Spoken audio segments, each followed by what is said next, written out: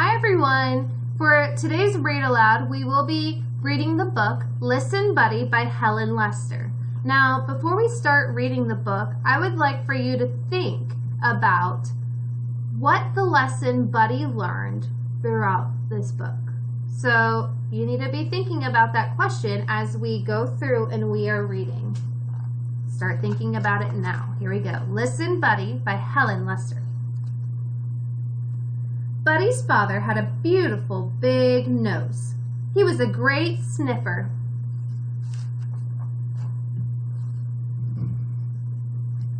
Buddy's mother had beautiful big teeth. She was a great chomper. Buddy had beautiful big ears. It didn't matter.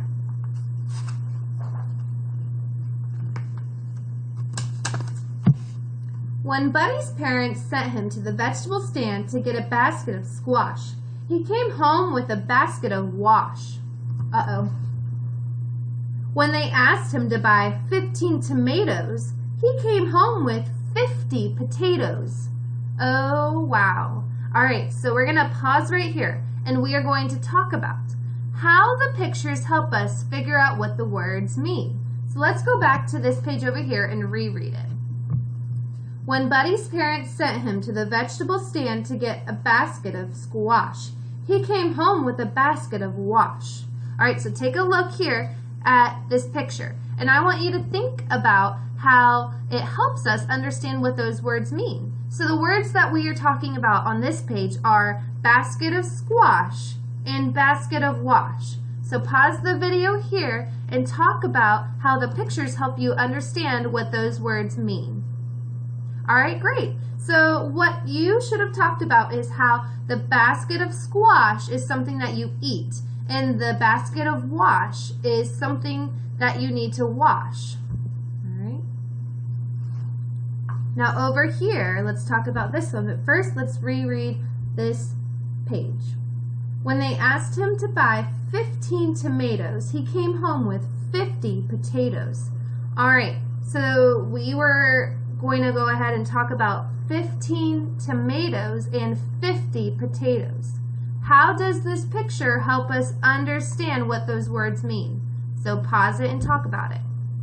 All right, great. So what you should have talked about is how 15 tomatoes are not that many tomatoes, and 50 potatoes are a lot of potatoes like what you see here in the picture. All right, let's keep going.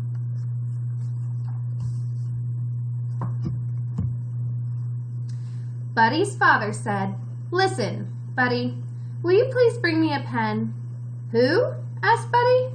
"You," said his father. "Will you please bring me a pen?" "A what?" asked Buddy.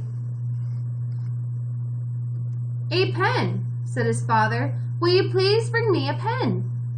"Sure," said Buddy. Buddy's father said, "Listen, Buddy." Uh-oh. Take a look here. Did Buddy bring his father a pen? No, he brought him a hen. Buddy's mother said, "Listen, Buddy, will you please get me a slice of bread?" "Who?" asked Buddy. "You," said his mother. "Will you please get me a slice of bread?" "A what of what?" asked Buddy. "A slice of bread," said his mother. "Will you please bring me a slice of bread?" "Sure," said Buddy. Buddy's mother said, "Listen, Buddy." Uh-oh, did he bring his mother a slice of bread? No, he brought her a sliced bed.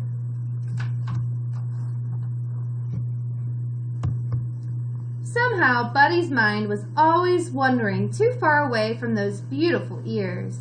His parents tried yelling, "Listen, Buddy." They tried whispering, "Listen, Buddy." Nothing worked. All right, so we're going to pause here, and we are going to answer this question. What is Buddy's biggest problem? So tell an adult what you think Buddy's biggest problem is. All right, great. So what you should have talked about is that Buddy's biggest problem is that he never listens. He does not listen to anyone because his mind wanders. All right, so here's the picture, the illustration. Let's keep going. One day, Buddy got permission to go for a long hop. He had never been allowed to go beyond the vegetable stand. Listen, Buddy, his parents warned him. Just remember that at the end of the road there are two paths. The path to the left will lead you around the pond and back home, but the path to the right will lead you to the cave of the scruffy varmint. And that scruffy varmint has a nasty temper. So be sure to take the path to the left. Right? asked Buddy. Left, said his parents. Right, said Buddy. And with a salute of his paw, he hopped away. All right, so pause it here and talk about this question. What were the directions that Buddy's parents gave him before he went on his long hop? What were the directions his parents gave him before he went on his long hop? All right, great. So what you should have talked about were that his parents said to go on the path to the left because that path has a pond that brings him all the way around the pond and then right back home. But the path to the right has the scruffy varmint, and the scruffy varmint has a terrible temper. So he was not supposed to go on the path to the right. To the path to the left is the way he needed to go. All right, let's read and see what happens. Feeling very grown up, Buddy hopped along, past the vegetable stand, and on to the end of the road. Now, let's see, he pondered. Now, pondered means to think about something. Was I supposed to go left or right? Or right or left? And the sign says left and right. Uh-oh, I wonder which way Buddy is going to go. Let's see. He thought as hard as he could. The last thing I said was right, so that must be right. Right he went. Uh-oh. Take a look. 25 hops later, Buddy discovered that right was wrong. There in front of his cave was the scruffy varmint, doing scruffy things that varmints do, like snarling and using his hair and rubbing dirt on his knees and scratching a whole lot of itches. At his feet was a large soup pot. What are you going to do with that soup pot? asked Buddy. What does one usually do with a soup pot? Bake pie? Replied the scruffy varmint not too kindly. I'm going to make some soup. Some what? asked Buddy.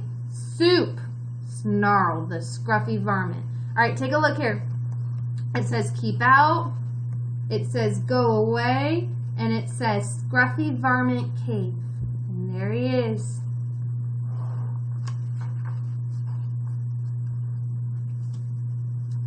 Buddy had forgotten his parents' warning about the scruffy varmint. He asked eagerly, "May I help?" The scruffy varmint was not fond of having company, but with help he'd have his soup sooner. So he said, "All right, Bunny Rabbit, come help me gather firewood." "Who? What?" asked Buddy. "You, firewood." Buddy eagerly hopped ahead of the scruffy varmint. Very gently he gathered a large prickly bundle, which he held out proudly. So think about it. Is this bundle firewood? Let's find out on this next page. Roughly, the varmint grabbed the bundle. "I said firewood, not briarwood," he yelped, plucking the sharp thorns from his paws.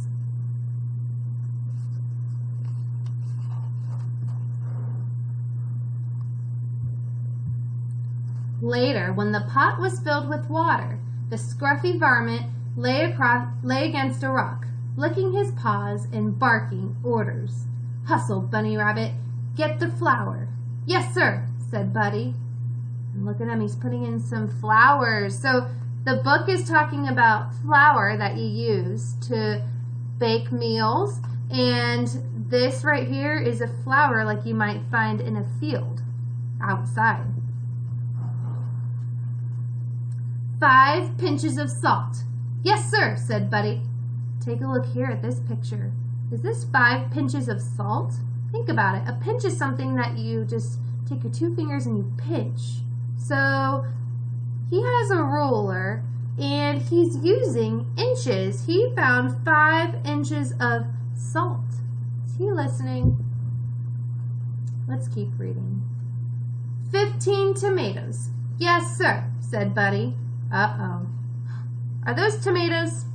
No, those are potatoes. This kind of reminds me back on the beginning of the book when his parents were asking him to get the tomatoes and instead he got the potatoes. All right, let's keep reading. "And a big load of squash." "Yes, sir," said Buddy. The scruffy varmint rose and gave the soup a stir. He took a taste. It tasted a little like, well, a little, maybe it needed some pepper. All right, hold on one moment. This reminds me again of the same page we just went on in the beginning of the book when his parents asked him to also bring in a big load of squash, and instead he brought in a load of clothes to wash. Take a look here. Is Buddy listening? No. "Bunny Rabbit, get the pepper from the left side of the kitchen sink," the varmint growled. "Who get the what from the where side of the where what?" asked Buddy.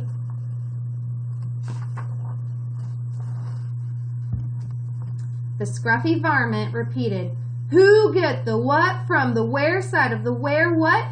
Never mind. He stalked into the kitchen and got the pepper himself and sprinkled it into the soup. "There," he snarled. "Now, Bunny Rabbit, put the soup on the fire." Buddy put the soup in the fire. Uh-oh. Is Buddy listening? No. Let's take a look here before we begin reading. It's the illustration of these 2 pages. The fire went hiss, and so did the scruffy varmint. "I'll teach you," he howled. "I will have soup. Bunny Rabbit soup. And I know just the bunny to use. The bunny rabbit who never listens." Buddy listened.